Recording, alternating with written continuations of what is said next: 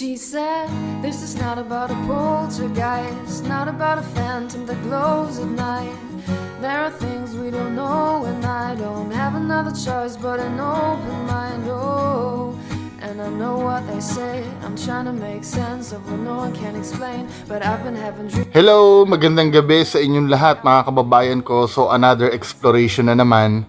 This time pumunta kami sa Plaridel, Bulacan kasi meron doon isang lugar na mga ruins na pinaniniwalaan na meron daw na nagpaparamdam. Let's go! And when the lights go down, I see things I can't explain.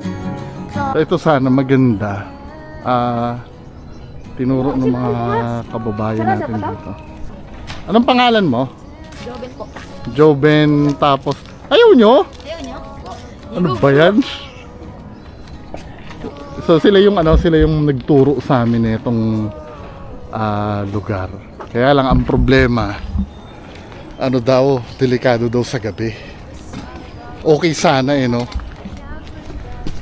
Mag-ano nga tayo ng EMF lang para may EMF ka? Lubot? Lobat? Yung tawag doon? So kahit maaga pa, testingin lang natin kung meron. Kasi gusto ko rin mag-explore talaga sa simbahan pag gabi. Pag simbahan kasi, alam mo na, may sinasabi sila. Meron ba dito? Papaluin nga naman kahit konti lang.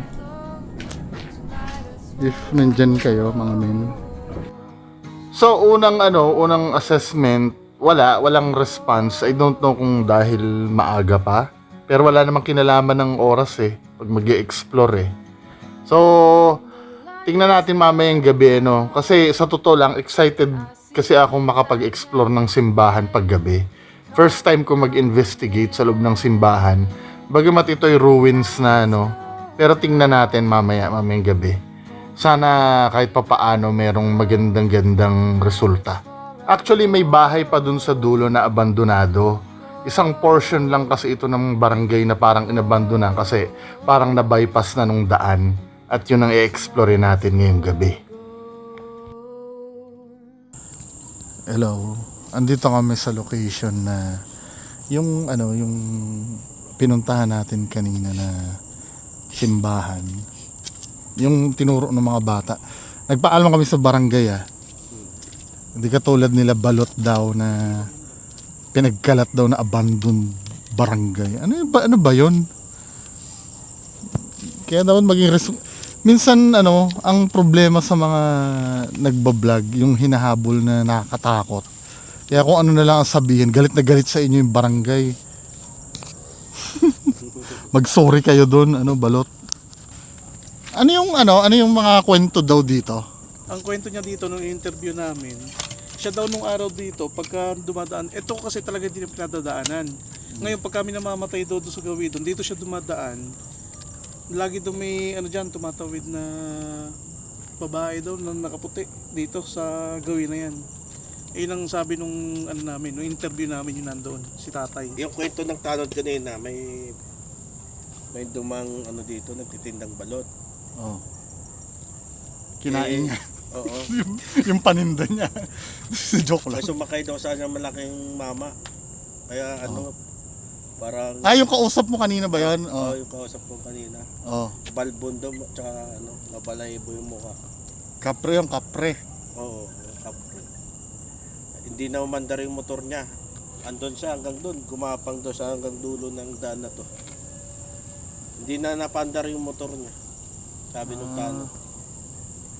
Kasi kung makikita nyo, andito kami sa gitna to ng daan na talagang kumbaga abandonado. Itong lugar lang na to, hindi buong barangay. Sinasabi, kung makikita nyo dyan dito kami sa daan. Mas creepy to. Diba? Tapos andito yung simbahan na na abandonado. Abandonado nga na hindi na ginagamit. So yun yung mga misteryo dito sa lugar na gusto namin tuklasin kung totoo yung mga balita. Diba? Siyempre, maghahanap kami ng multo dito. Hindi may iwasan yung personal bias.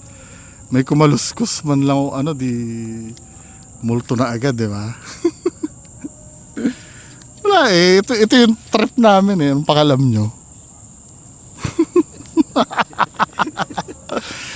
Pagkatuluyan na wala si Mangusin, ito yung pagtitiisan yung panoorin sa akin. Sige, babalik ako mamaya. Pag turn ko na. So, ako na yung papasok doon sa loob.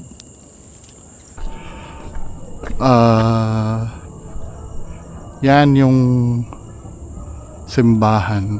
Kasi alam niyo mga men, matagal ko din pangarap na lamig ah. Matagal ko rin pangarap na dito sa simbahan, mag-explore. Yung mga kasama ko nandun sila sa abandonadong bahay eh. So ako lang talaga mag-isa dito, promise.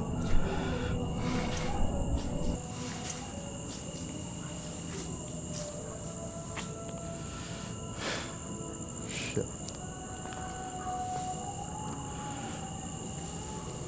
Kasi sabi nila, mas may multo daw sa simbahan kesa sa sementeryo.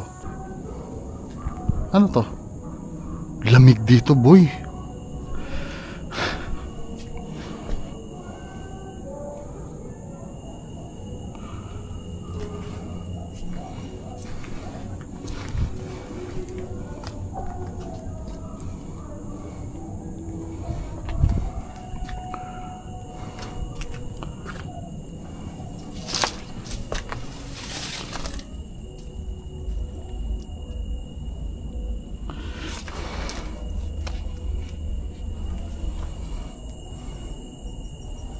Labutan ako ah.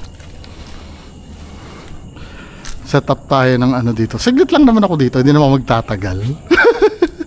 Baka mamaya sakmalin ako dito eh. So dahil maliit lang naman yung lugar, napagpasyahan ko na umupo muna para mag-obserba sa paligid. Okay. So nandito ako dito sa simbahan na matagal ng walang katao-tao. Set up tayo ng mga ito.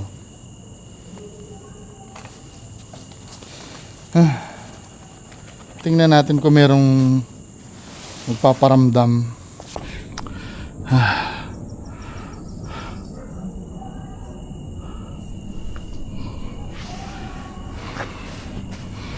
Kung meron akong kasama, pailawin mo. Pailawin mo kung meron akong kasama. Kasi kaya ginagamit tong electromagnetic field meter. Sinasabi nila marami daw kaluluwa sa loob ng simbahan. Pangarap ko dito ay mag-ghost hunting sa loob ng simbahan eh. Tetestingin ko yung myth na yon. Ngayon, gamit ito, no? Titingnan natin kung may energy dito.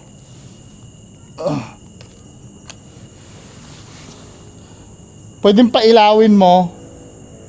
Pailawin mo kung may kasama ako dito. Dikitan mo yan.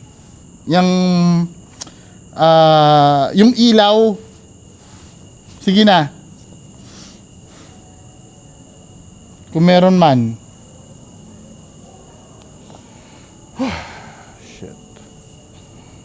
Kung meron man akong kasama,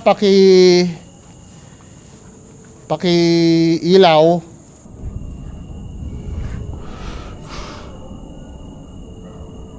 Uy! Ano yung para lumipad na yun? Guni-guni ko lang siguro. Tangina, nakakapraning.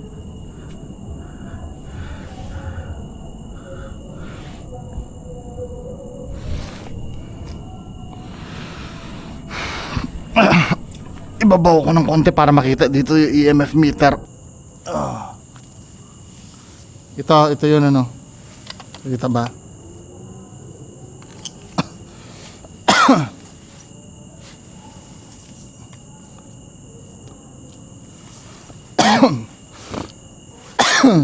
Kung may kasama ako, pailawin nyo to. Kahit ano lang, minimal lang. Minimal lang. Kahit isang ano lang, isang ilaw lang maliban dyan sa green. Nakakatakot siya, pero tangina, lalo na dito sa bintana, o parang may sisilip. Pero wala naman. Creepy lang talaga yung lugar. Oh shit. Ayun sa labas oh. Wala akong kasama dito mga men ha.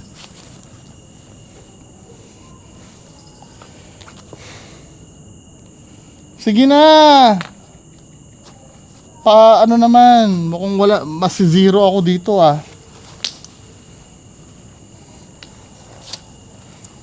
Spirit box nga tayo. So dahil olats at wala nagpaparamdam, naglabas ako ng spirit box.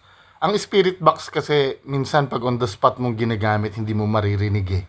Unless i-replay mo yung video.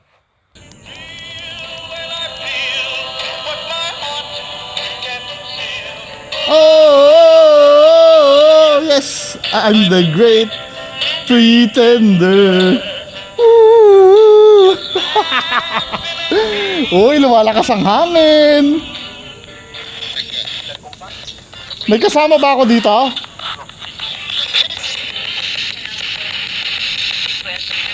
Actually, ano ha, ang spirit box po kasi, ordinaryong radio lang to. Ang kaibahan nito sa ibang ordinaryong radio, pwede mo siyang iset na rapid yung pagpalit niya ng frequency.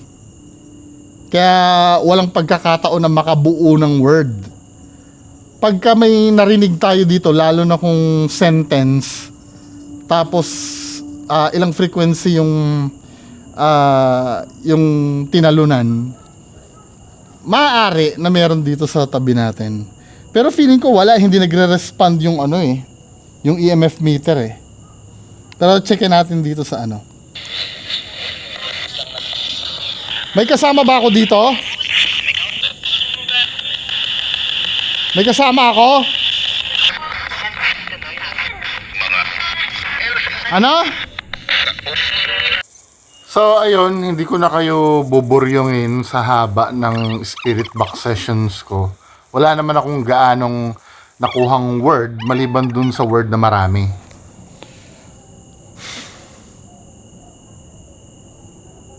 Wala. So, ito yung experience ko sa simbahan. Although na, hindi na siya active na simbahan. Ruins na kasi siya eh. Pero 'di ba, kahit man lang sana kaunti, kahit palo. Ito kanina pa to, hindi to pumapalo eh. Kaya kung mapapansin nyo, kung ikukumpara nyo doon sa dating inexplora namin, active ito eh.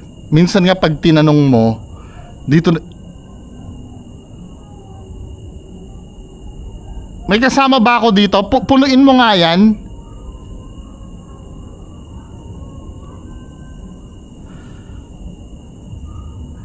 Naging active ka ha? Sige nga, punuin mo kahit hanggang gitna lang.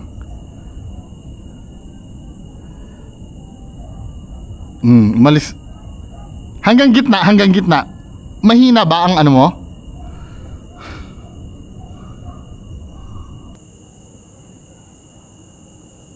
Anyway, wala na siya eh. Nung sinasabi ko na wala, siya. Mahina lang. Di ko naman sinasabing paranormal yun ha. Kaya lang nung sinasabi ko na wala dito, bigla siyang nagpailaw eh. Anyway, ganun talaga, no? Aalis na ako. Pailawin mo nga kung pwede na ako umalis. Aalis ako pagka pinailaw mo.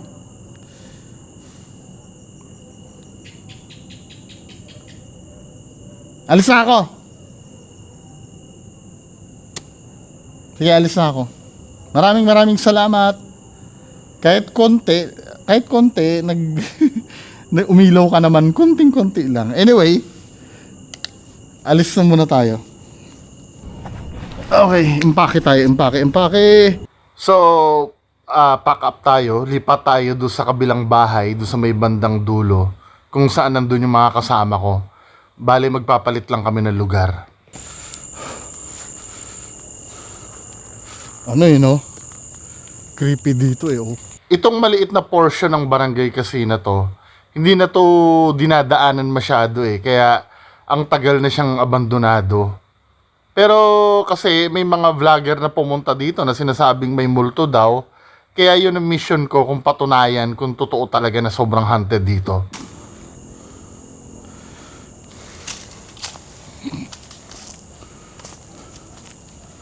Ano pa mga to? May mga basag na bote. Bahay nga. Mukha iba yung aura nitong bahay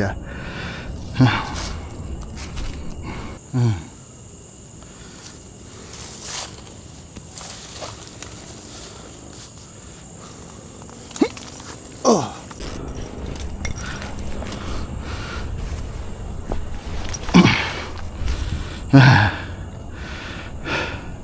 Ito yung ito yung pinupuntahan dito Tao po. Oh, meron dito Pagpasok ko, hindi ko na malayan pumalo yung EMF meter. Pero baka dahil lang sa cellphone ko.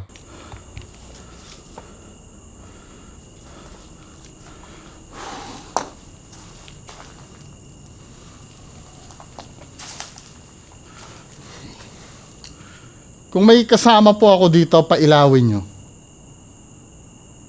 Meron po ba akong kasama dito?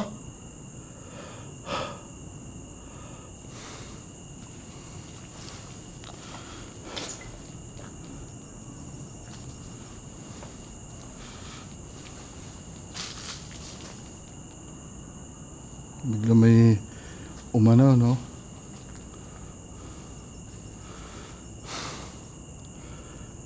Hindi siya hindi siya active O mamamatay na yung ilaw ng camera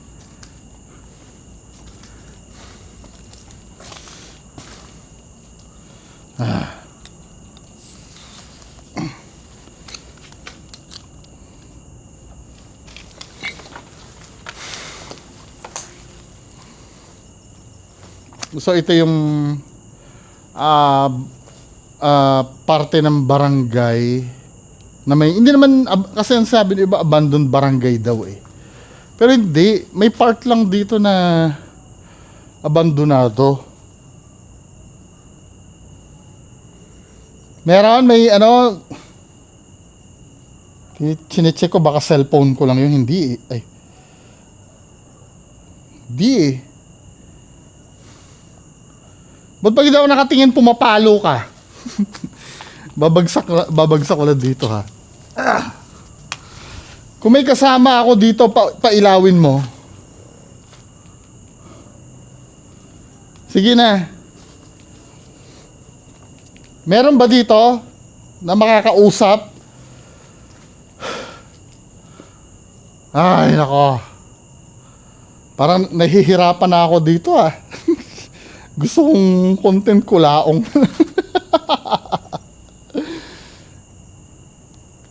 Wala akong kasama. Alis na ako. Bibilang ako ng hanggang 10. 1, 2, 3, 4, 5, 6, 7, 8,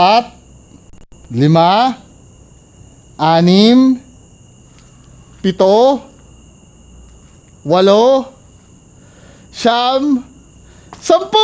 Bing bing bing bing bing bing bing bing bing. Wala talaga dito. Abandoned lang siya. Kala ko may shadow ako nakita. Abandoned lang siya. Hindi siya yung nakakatakot na haunted. Meron man siguro dito sa lugar na to mga men. Meron man elementals kasi hindi naman nawawala yung yung mga elementals, di ba? Di ba mga ma'am at sir? Salamat sir ha. Alis na ako. Wala talaga siya. So kung ito man yung kinontent nila balot, wala. Abandoned barangay. Eh, ako Diyos ko, mga content creator. Alis na ako ah. So clear. Walang ano. Wala naman pati ako naramdaman. So ayun, wala naman ano. Ayoko naman i-dismiss na talagang hindi siya haunted. Hindi lang talaga siya masyadong active. I do believe may spirits naman pero hindi ganun kalala. Next naman yung sementeryo dito sa Plaridel na gasgas sa mga vlogger. Anong ano? So, ngayong Wait gabi, lang. guys. Anong history ba nitong Wala nga. Live streams going. Ang sinasabi nung supporterero dito, yung daw gitna na yan, meron daw, kumbaga patay na yung babae. Oh. Tapos itinapon daw doon sa may gitna. Doon. Ngayon wala daw nagke-claim ng mga pamilya. Kaya ang daw ang ginawa nila, sila mismo yung naglibing doon sa gitna. Yung ano, yung bata daw yung bata. Usually kasi hindi naman ako umaano sa sementeryo kasi alam naman natin ang sementeryo ang dinadala dito yung mga katawan na hindi na yung ano yung may kaluluwa. Whatever, pero tingnan natin ano yung mga bangkay dito yung pinaniniwala ang nagpaparamdam. Malay mo may ibang reason sa tagal ng panahon nito kasi most of mga nakalibing dito ay anong date ba? Kasi parang panahon pa yata ng Kastila to eh. Tingnan natin kung anong date ng nakalibing. For example ito. Pang ano, katakot no. May 2007, may bago pa, pero sabi nila matagal na daw ito eh.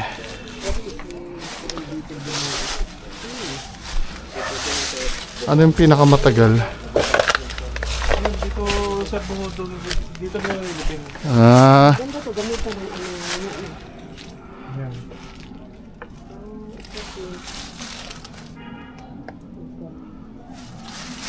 Dapat rito yung sila Noli de Castro. May unan pa oh. Ano to? Unan ng patay? Unan ng patay eh. Kanina. Tingnan yung mga inakakalin yung akap. Ito baby na baby. Anong date? Parang hindi naman mabasa yung mga Maluma na yun. Ba't nandiyan yung pangalan ko? Miko. Miko sa... Uy, baka mamaya ano ka, buo ka pa ba? Ito, born, died February 4, 1989. So, as old as 1989. 7. Meron? Kasi 1989 ako eh. Hindi, 1989 siya na deads. 1965. Ay, 1969. 1969. Tapos pinanganak siya 1896. So 1969 pa buo na tong sementeryo, pero alam ko beyond pa dun, 'di ba? Dahil Matagal na to eh. parang Spanish era pa yata. So ayan ano, nagpatuloy kami. Ayoko na kayong boryongin sa mga kung anong mga pinagtititingnan namin dito. Kaya didiretso tayo doon sa mismong misteryo dito sa sementeryo. Misteryo sa sementeryo. Ayos yung tunog ah. May isang puno dyan na sinasabi nila na mahiwaga daw. Yun ay iimbestigahan natin. Tapos dito kami nag-investigate. Yan daw puno na yan, oh. Diyan sila maraming nakikita ng mga So meaning may ano. viewers eh. May white lady daw. Tara, tignan nga natin yung white lady. Yung mga titingnan natin. Ano, baka mamaya may sumakmal sa mga bukas na ano ah.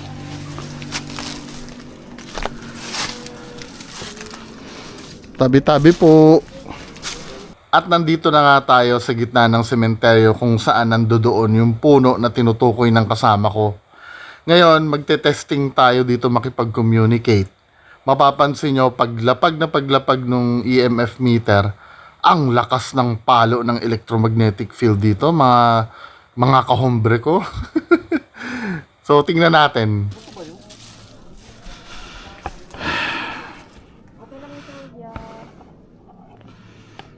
Kung meron man dito, alam mo na yung drill. Maglalakad ba kayo pa? Ayun! Putang ina. Okay, tama na. Tama na. Wait lang. Wait. Gusto mo ba nandito kami? Pasagarin mo. Gusto mo nandito kami? Oh, very good. Lalaki ka o babae? Lalaki ka? Babae. Ma'am, taga dito ka ba or dayo ka dito? Oh, taga dito ka? Uy! Nakaso. Uy. So ikaw yung ikaw yung white. Okay. Ikaw yung white lady, ikaw? Daw dito? Or ano ka ba dito? Dito ka sa puno nakatira?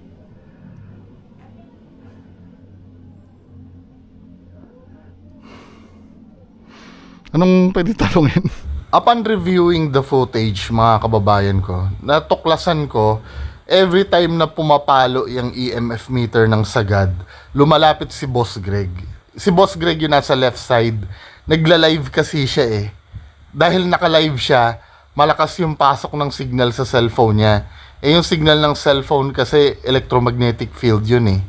Kaya for now, no, opinion ko lang, mukhang debunkable ito. For now, mga kababayan ko, ito ay debunk muna.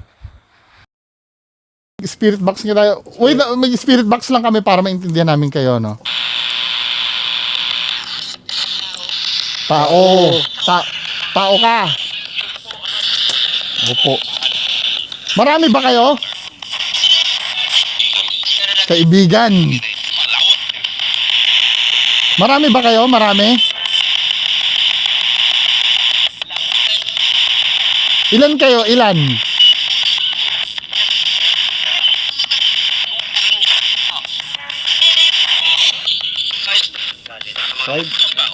Five daw? Maraming tao. Ilan kayo? Ilan kayo nandito? 5? Random eh. 5 nga. O anong message nyo? Anong message nyo? Anong message? Tapon. So finorward na natin kasi wala nang saysay yung mga sinasabi ng spirit box. Kaya ngayon mga men, i-exit na muna tayo sa sementeryo para pumunta sa susunod na location. So for now, ito lang muna maipapakita ko sa inyo. Yung mga pinuntahan namin na typical na vlog dito sa Plaridel, Bulacan, katulad nung lumang simbahan, lumang bahay, pati itong sementeryo. Totoo naman, nakakatakot naman talaga.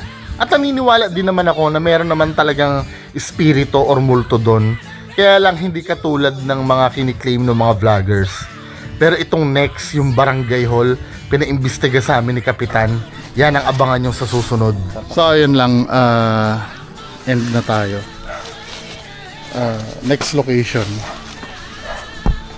Po, Ano yung nararamdaman? ako bata na ako dyan. Bata? Lalaki po ba? Lalaki ako mismo na sa panaginip ko. Sabi niya, mayroon daw babaeng bumababa sa hagdan. Diretso pa, palabas hanggang papunta doon sa eskinita. Merong ano dyan eh. Meron. Regroup tayo sa baba. Uy, malayo yun.